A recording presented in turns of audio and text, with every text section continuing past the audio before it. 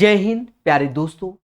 जैसा कि first phase group D के एग्जाम डेट सबको मालूम चल गई कि 17 तारीख से 25 के बीच होना है। 17 से 25 प्यारे दोस्तों, कहीं ना कहीं अब हमारे पास समय नहीं बचा, यानी 10 दिन के समय में रक्षाबंधन भी है और 15 अगस्त भी है और भी चीजें हैं। देखो मेरे प्यारे दोस्तों, जो बातें आपको बताई जाए उसे बहुत बेहतर फॉलो करो। जिनका फेस 2 में होगा, 3 में होगा, 4 में होगा, उन्हें भी बहुत बेनिफिट मिलेगा। चीजों को समझना मेरे प्यारे दोस्तों। देखिए, पहले तो हमारा टारगेट फिक्स होना चाहिए कि हम कितने अटेम्प्ट किए जाएं, इस पे भी बहुत फोकस करना चाहिए। दोस्तों, आज कुछ चीजें हैं, जैसे मैं बात करता हूं जनरल साइंस की। देखो बच्चा, अगर मैं आपको कहो तो लिख के दे दूं, आपका सिलेक्शन जो होगा वो साइंस पे भी बहुत ज्यादा निर्भर करेगा। क्यों? साइंस और आपका जीए और सीए पर, मतलब जनरल अवेयरनेस और करंट अफेयर पे। रीजन क्या है कि ये आपका सिलेक्शन तय करेंगे। देखिए, मैथ रीजनिंग आज की डेट में हर एक बंदा बनाता है, हर एक बंदा बनाता है, ठीक है। किसी भी स्टेट का बच्चा हो, आपका जो फाइट वाला खेल होगा वो जनरल साइंस और जीए और सीए होगा। इसके बारे में समझो दोस्तों। पहले हम आते हैं जीए, सीए और जनरल साइंस के बारे में। क्या दोस्तों, अभी हाल ही में आपको बता दें, इनकी आंसर की आपके पास है। किसकी? सीबीटी 2 आंसर की, जो कि एनटीपीसी का एग्जाम हुआ, उसका आंसर की आपके पास है। एसएससी जीडी जिसका आंसर की आपके पास है, और एमटीएस का भी है। नहीं है तो डरिए नहीं, टेलीग्राम मेरे ग्रुप में जाइए, लिंक डिस्क्रिप्शन में, वहां जाकर प्रॉपर देखो। बच्चों, ये जो 50 नंबर का खेला है ना, ये जो 50 नंबर, 45 नंबर, ये बड़ा मैटर है। 25 और 20 का, इसको पहले समझो। आपको हम बता दें, आप देखो, अभी तक आपने इतना पढ़ लिया होगा, आपके अंदर नॉलेज भर भर के है, मैं अच्छे से जानता हूं, भर भर के नॉलेज है। लेकिन नॉलेज के साथ साथ कॉन्फिडेंस भी होना बहुत जरूरी है। प्यारे दोस्तों, एमटीएस की आंसर की से जीएस वाला पोर्शन देखो, जीएस वाला, जो कि 25 क्वेश्चन। अब हम आपको यह बता दें, हम जीएस शब्द किसको यूज करते हैं, इसको समझो भाई। वही चीज एसएससी जीडी में भी है और यहां सीबीटी 2 में भी है। जीएस का मतलब हमारे अकॉर्डिंग जो हम यूज करते हैं ज्यादातर, वरना जनरल साइंस होता है वो तो बात की बात है, हम लूसेंट के हिसाब से चलते हैं, उस किताब में सब कुछ होता है एक तरीके से। पहले समझो, एमटीएस का जब आप पेपर देखोगे तो कहीं ना कहीं 25 क्वेश्चन आपको उसमें साइंस के भी होंगे, करंट अफेयर के भी होंगे, ठीक है। आपका हिस्ट्री, ज्योग्राफी, फिजिक्स, पॉलिटी, ये सब भी होगा, ठीक है। तो जनरल स्टडी बोल देते हैं, ठीक है। ये सब आपको मिलेगा। उस 25 क्वेश्चन को आप रिवीजन में डालो। ये टोटल 48 सेट है, जिनका फर्स्ट फेज में एग्जाम में हाल ही में आंसर किया। आपको कुछ नहीं करना, पहले से आप पढ़े लिखे हो, सुबह उठाओ आंसर की, 2 सेट का सुबह, 2 सेट का शाम, एक दिन में 4 सेट, पेपर तक आपके, समझ गए, पेपर तक 40 सेट हो जाएंगे। और 25-25 सिर्फ रिवीजन करना है। जहां पर आपको साइंस का दिख जाए कि जैसे पोटास एलम फिटकरी, तो K2SO4 Al2SO4 whole thrice, 24 H2O का होल थ्राइस H2O, ठीक है। तो ये सब चीजें आपको धीरे धीरे करके चीजों को बेहतर सीखना है। कॉन्फिडेंस बहुत बड़ा मुद्दा रहेगा एग्जाम में। जब यहां से आप कंप्लीट हो जाए, जब पहले एमटीएस का कंप्लीट हो जाए, उसी के साथ साथ एमटीएस के साथ साथ अभी तक आपने सीबीटी 2 की आंसर की भी देख ली होगी। प्यारे दोस्तों, इसको भी देख लेना, दोनों से आपको अंदाजा लग जाएगा कि क्या और किस हिसाब से पेपर आया। भाई सीबीटी 2 के आंसर की देखोगे, एमटीएस के देखोगे, तो आपको अंदाजा पूर्णतः लग जाएगा कि जो आपका सिलेक्शन तय करने वाला पोर्शन है बच्चा, वो कहां से कितना, किस हिसाब से टीसीएस सोच रहा है। देखो जो भी पेपर बनाने वाले होंगे वही होंगे, जो एसएससी का बना रहे होंगे वही एमटीएस, वही एसएससी जीडी, वही एनटीपीसी यूटी 1, क्योंकि टीसीएस कंपनी में ऐसा तो है नहीं आओ और कल जाओ एम्प्लॉय वाला, ऐसा नहीं होता। ठीक है, बात समझ में आई कि नहीं आई? अब हम आते हैं यहां पोर्शन में। तो ये जो चीजें हैं आपको पूरा अंदाजा कैसे लगाना है, एमटीएस के एक दिन में 4 सेट निपटाओ, सीबीडी 2 का भी 1-2 सेट देखो। जब देखोगे ना तो आपको पॉइंट क्लियर हो जाएगा किस हिसाब से ये पोर्शन आ रहा है, कौन सा पोर्शन। अब थोड़ा थोड़ा तो पूछा ही जाता है, बाकी आपने इतना पढ़ लिया नो डाउट, पर अब लेटेस्ट अपडेटेड भी रहना है। अब जनरल साइंस और जीए, जनरल अवेयरनेस और करंट अफेयर आपको समझ में आ गई। अब हम आते हैं जीएस जनरल साइंस की बात। देखो बच्चा, कोशिश करो यहां पर मार्क्स लाने की, कम से कम 18 से 21 के 20, 18 से 21 के बीच आपके मार्क्स आने चाहिए। क्यों? क्योंकि जो सिलेक्शन आपका होगा, ये समझ लो, आज से कसम खा के बैठो, मैं आपको साफ बता दूं, सिलेक्शन के लिए आपको 70 प्लस पे चलना होगा। मतलब ये तो सही करके आना है 70 प्लस। अब ये ना कह देना सर आपके आएंगे कि नहीं आएंगे, अभी हम सब बताएंगे। अब हम आते हैं मैथ के पोर्शन। देखो आपको हम बता दें, बहुत से बच्चे तो मैथ में 25 के 25 सही करके आएंगे, 25 के 25 सही करके आएंगे। हम आपके केस में आ जाते हैं।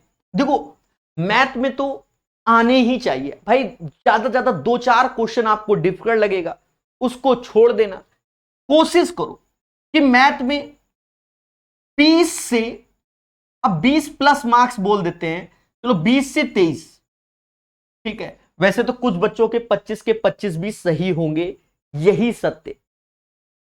देखो कहीं ना कहीं एनटीपीसी सीबीडी 2 के एग्जाम में रीजनिंग में थोड़ा सा खेला हुआ, सीटिंग अरेंजमेंट टाइप के थोड़े से क्वेश्चन, और वो बनता भी था, ऐसा नहीं कि नहीं बनता था।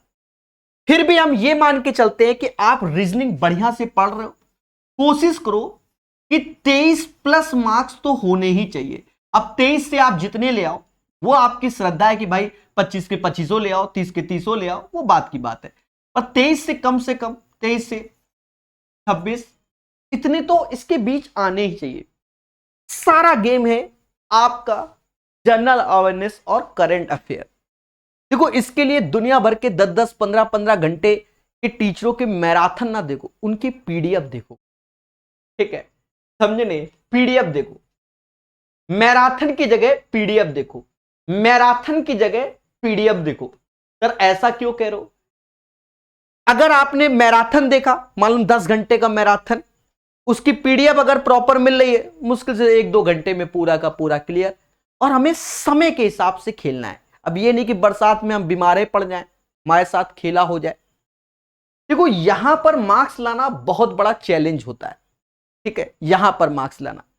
पर कोशिश करो भाई। अब जैसे बिहार साइड का बच्चा बहुत ज्यादा मेहनत कर रहा है, अब मतलब हर जगह का बच्चा कर रहा है, पर बिहार में कुछ ज्यादा ही इसका वो खेला होता है। तो बिहार साइड का बच्चा तो 12-15 नंबर भी खींच रहा है, पर हम आपसे कहते हैं कि 9 नंबर से 15 के 20 तो लाओ। 9 से 15 के बीच, 15 वाला तो बहुत बड़ा खेला हो जाएगा, बहुत बड़ी बात होती है, ठीक है। चलो 15 की जगह हम कम कर देते हैं मेरे भाई, 13 नंबर कर देते हैं। अब एक चीज देखो, इतना तो माइंड सेट करके ही एग्जाम देना, ज्यादा आ जाए तो कौन कह रहा है, बच्चों के आते भी है। अब आप इनको जोड़ लो, मिनिमम केसेस वाला और मैक्सिमम वाला दोनों को जोड़ लो।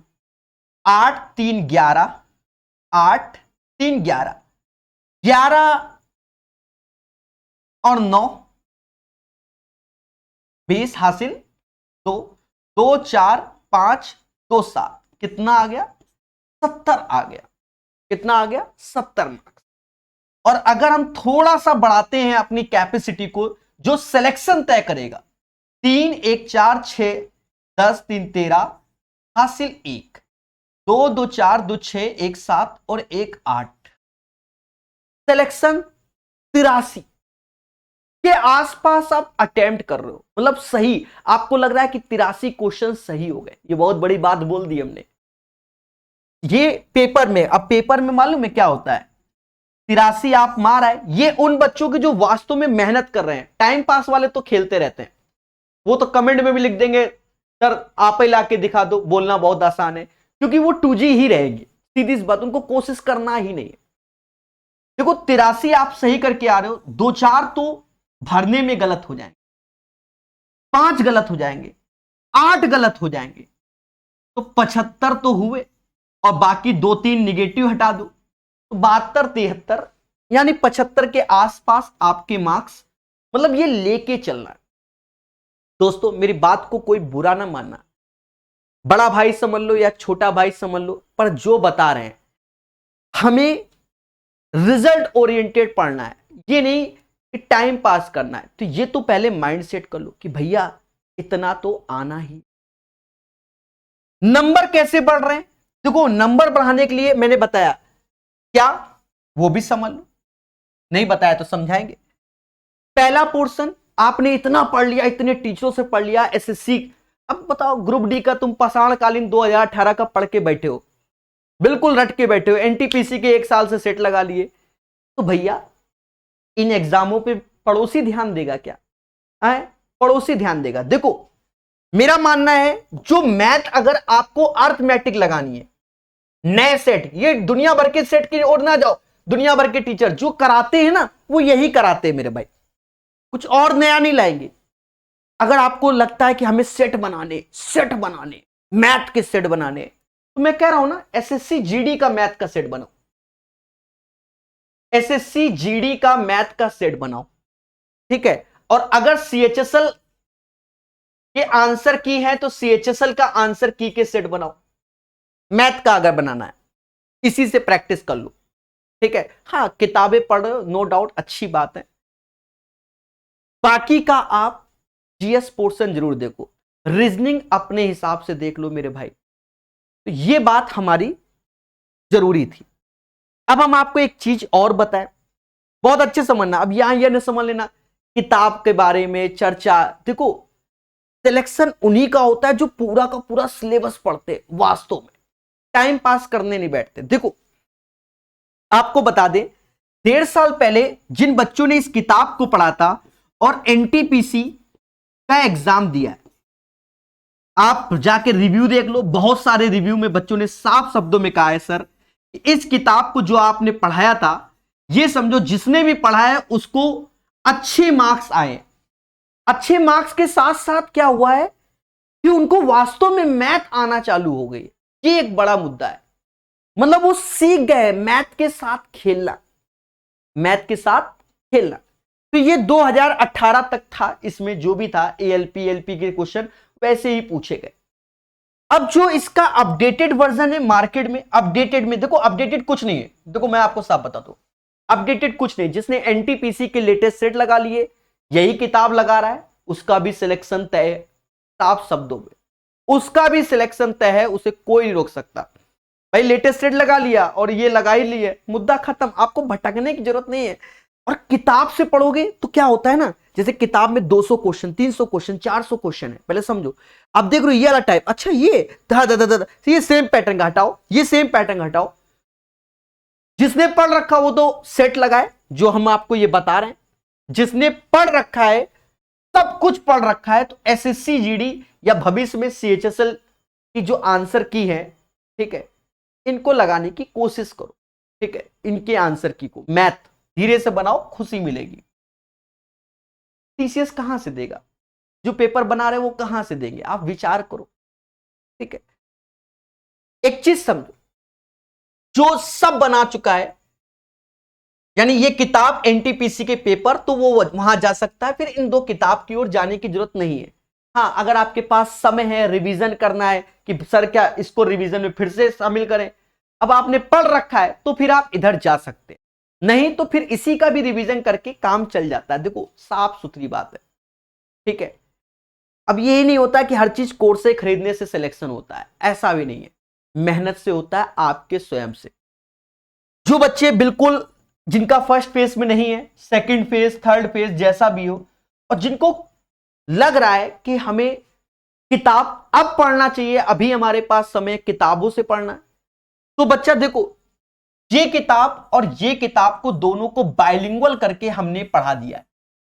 प्रकाश अवस्थी ऐप में आपको पूरे वीडियो एक साथ मिल जाएंगे, स्पेशल लेक्चर मिल जाएंगे। बाकी ऐसा नहीं है कि YouTube में भी नहीं मिलेंगे, YouTube में भी आपको मिल रहे हैं। आपकी इच्छा है तो आप इसे बाय भी कर सकते हैं, नहीं इच्छा तो कोई बात नहीं, जबरदस्ती नहीं, सीधी सी बात है। हमारा मेन उद्देश्य आपका सिलेक्शन है।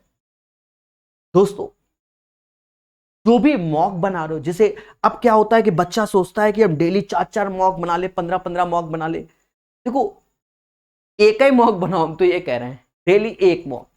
उस मॉक में ये देखो, जो भी टीचर का आप मॉक बनाते हैं, जिस भाई सभी के भगवान अलग अलग होते हैं, जिसको भी आप पसंद कर रहे हो, जिस टीचर ने कहा कि भैया यही मॉक अच्छा है, आप उसको पसंद करते हो, तो उसी पर ट्रस्ट करो। ये नहीं कि 4 जगह भटको, भटकती आत्मा ना बनो। कहने का सेंस ये, एक ही देवी देवता को पकड़ो, जो भी जिसको आप समझते हो। मान लो किसी टीचर का आप मॉक लिया, तो वो पूरा मॉक लगाओ। उस मॉक में देखो कौन से टॉपिक के क्वेश्चन नहीं बन रहे, उसको किताबों से अपने ज्ञान को बढ़ाओ, अपने ज्ञान को बढ़ाओ, सिलेक्शन की ओर जाओ। और वरना भटकती हुई आत्मा, समझ गए, एग्जाम कब निकल जाएगा मालूम नहीं चलेगा। याद करो, जब 30 जून को नोटिस आया था, तब हमारे पास 45-47 दिन थे, और अब कितने बचे? और आपको बता रहे हैं, रुको 10 दिन और, पेपर भी हो जाएगा। तो ये हमारी तरफ से आपको ज्ञान की बातें। प्यारे दोस्तों, मोहब्बत से पढ़िए और अपने अकॉर्डिंग शेड्यूल बनाइए। याद रहे, बरसात में भीगना नहीं है। बीमार हो गए, 4 साल की मेहनत खेला हो जाएगा। ठीक है, बहुत खेले होते हैं जिंदगी में। जिनका फर्स्ट फेज में एग्जाम है, अभी आ जाएगा बहुत जल्दी, कहां पर होगा? उस सिटी में। मैं तो ये कहूंगा एक दिन पहले पहुंच जाना, खर्चा होगा तो कर लेना मेरे भाई, क्या करे। ठीक है, जिस भी सिटी में हो। तो मेरी बातों को समझो और कोशिश करो अपने उन टॉपिक पे वर्क करना जो नहीं पढ़े हैं। अब जो पढ़े हैं उनको दिन रात बनाओगे तो तुम्हें फायदा क्या मिलेगा, ये बताओ। आपका जो सर रिवीजन करना है, 4 साल से रिवीजन ही तो कर रहे हो। ठीक है, अंतिम समय में पूरे सिलेबस पे ध्यान देना है, पूरे सिलेबस पे ध्यान देना है। हमें उन टॉपिक पे वर्क करना है जो चीज हम भूल जा रहे हैं। जैसे एडवांस मैथ, एडवांस मैथ में मेरा तो मानना है क्या, मेंसुरेशन में थोड़ा फोकस करना मेरे भाई। उसके फॉर्मूले 2-3 क्वेश्चन अगर किसी पेपर में फंस गए तो बदल गई लाइफ, और क्या। ठीक है, तो बाकी चीजें तो आपको बता ही चुके, बहुत ज्ञान दे चुके। तो दोस्तों, इस वीडियो के माध्यम से बस यही कहना है कि जो भी मॉक लगा रहे हो, उसमें वो टॉपिक देखो जो आपसे बन नहीं रहे हैं। इधर उधर भटको नहीं, दुनिया भर की मैराथन के चक्कर में ना पड़ो। आप अपने डाउट, आप जिसको पढ़ते हो, हम ये नहीं कह रहे कि मेरे चैनल में मैथ मुझसे पढ़ो, बिल्कुल ना पढ़ो, हम तो ये कह रहे हैं मत पढ़ो। जिसको भी आप अच्छा समझते हो आप जाओ। जैसे मालूम चला आपको मीन मीडियन मोड के कॉन्सेप्ट नहीं आ रहे, सॉल्व नहीं कर पा रहे हो मीन मीडियन मोड के क्वेश्चन, अब वो सस्ते वाले नहीं, समझ गए, जो डिफिकल्ट वाले, तो उसके कॉन्सेप्ट पढ़ो, उसके फॉर्मूले साइड में लिखो, हर 1-2 दिन में रिवीजन करो। भाई कहते नहीं कि जीतने वाला कुछ अलग से नहीं करता, हर काम का ढंग अलग होता है। बाकी आप समझदार हो, ठीक है, तो आप उन्हीं टॉपिक पे वर्क करो जो नहीं आ रहे हैं, और जो आते हैं उनका तो डेली रिवीजन करना ही करना है, सीधी सी बात है। तो सिलेक्शन लेने वालों, अंतिम बात फिर से, एमटीएस की आंसर की आई हुई है। जीएस वाला जो 25 क्वेश्चन होते हैं उसमें फिजिक्स केमिस्ट्री पॉलिटी दुनिया और का सब होता है उसमें, उसको जरा जरूर देखो थोड़ा बहुत। उसको देखते साथ में प्रभु इसको भी देखना, थोड़ा सा अंदाजा लगेगा कि किस हिसाब से चल रहा है। बाकी जैसी आपकी श्रद्धा, धन्यवाद। पढ़ते रहिए, मुस्कुराते रहिए, और सिलेक्शन इस बार जरूर लीजिए। हाँ, नए हो तो भाई चैनल भी तो सब्सक्राइब करो, इतना ज्ञान देते हैं। ठीक है, अब फर्जी वाला नहीं, सीरियस वाला देते हैं। ठीक है, बाकी जैसी आपकी श्रद्धा।